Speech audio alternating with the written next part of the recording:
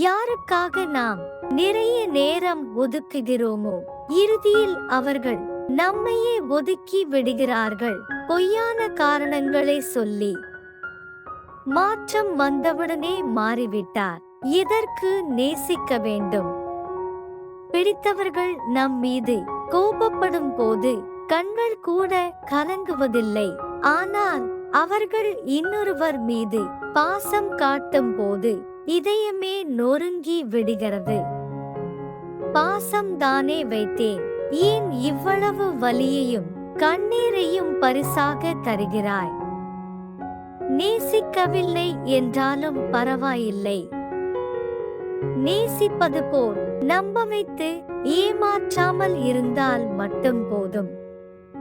தேவை என்றால் வரும் உறவையும், தேவை இல்லாமல் வரும் உணர்வையும் ஒதுக்கி வைக்க கற்றுக்கொள். உயிர் இருக்கு, ஆனால் நிம்மதி இல்லை. வாழ்க்கை இருக்கு, ஆனால் அர்த்தம் இல்லை.